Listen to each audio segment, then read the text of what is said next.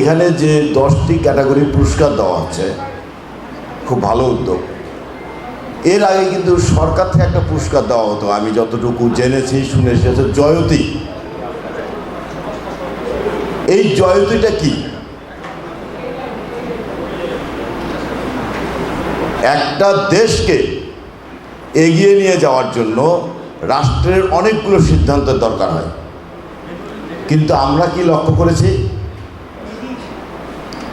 আমরা লক্ষ্য করেছি যখন যার তখন তার। এর ব্যাখ্যা কিন্তু আপনারা ইচ্ছা করলে কিন্তু অনেক বুঝতে পারবেন, অনেক ভালোভাবে জানতে পারবেন। এই হৃদয়ে সৈয়দপুরের গত বছরের অনুষ্ঠানে আমি বা অধ্যক্ষ আব্দুল গফুর সরকার সাহেব দুইজনে কিন্তু কেউ এখানে আসেনি বা আসার সুযোগ হয় নাই। কেন হয় নাই? রাজনৈতিক এবং দলীয়করণ এই বিষয়টি। এই জন্য আমি মিটিংয়ের শুরুতেই শ্রদ্ধার সাথে স্মরণ করতে চাই, ছাত্র জনতার আন্দোলনের মধ্য দিয়ে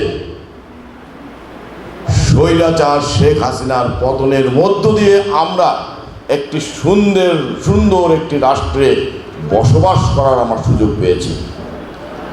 সেই ছাত্র আন্দোলনে যারা শহীদ হয়েছে, আহত হয়েছেন, তাদের সকলকে আমি স্মরণ করে খুব সংক্ষেপে বলতে চাই যে হৃদয়ে সৈয়দপুর একটি ভালো সংগঠন এবং এর কার্যক্রম কতদূর কি আমি কিছু কিছু জানি, হয়তো কিছু কিছু বুঝি।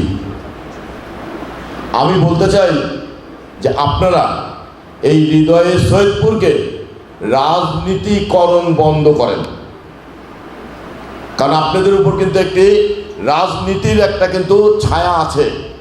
আমি জানি না, আমার কথাগুলো হয়তো আপনাদের খারাপ লাগছে। আমি কিন্তু এই অনুষ্ঠানে আসতে চাই নাই, কিন্তু আমি এসেছি শুধুমাত্র 2-1 জনের খুব অনুরোধে। আমি বলবো যে এই যে জয়তী যে পুরস্কার, এই জয়তী পুরস্কারটা কার? শমী কায়সারের নাম শুনেছেন নিশ্চয়। শমী কায়সারের একটি দোকানের নাম হচ্ছে জয়তী। দেখেন রাষ্ট্রকে ধ্বংস কিভাবে করলো এরা। একটি দোকানের নাম জয়তী, সেই জয়তী নামে তিনি একটি রাষ্ট্র পুরস্কার চালু করলেন। কাদের দিলেন? জয়তী পুরস্কার কাদের দিলেন? তাদের দিলেন যারা তাদের হলেন। আর আপনারা এখানে যাদের পুরস্কার দিচ্ছেন, নিশ্চয়ই আপনারা বিচার বিশ্লেষণ করে সঠিক মানের সঠিক কাজের জন্যই তাদের দিয়েছেন। যাদের দিয়েছেন তাদেরকে আমি আন্তরিক অভিনন্দন ও শুভেচ্ছা জানাই। আমি সেই সাথে আমি আমার কথা বাড়াবো না, কথা না বাড়িয়ে আমি আবারও বলতে চাই যে হৃদয়ে সৈয়দপুর মানে এটি আমার অন্তরের। এই হৃদয়কে সকলের জন্য যেন উন্মুক্ত থাকে, দলীয়করণ যেন না হয়, রাজনীতিকরণ যেন না হয়। আর এই সংগঠনে যারা থাকবে তারা যেন কখনো কোনো রাজনৈতিক দলের সক্রিয় নেতাকর্মী যেন না হন, এটি আমার অনুরোধ। তাহলে আপনারা নিরপেক্ষভাবে কোনো বিচার বিশ্লেষণ করতে পারবেন না। আমি পরিশেষে আপনাদের সকলকেই আন্তরিক অভিনন্দন ও ধন্যবাদ দিয়ে আমি আমার কথা শেষ করছি। খোদা হাফেজ। বাংলাদেশ জিন্দাবাদ।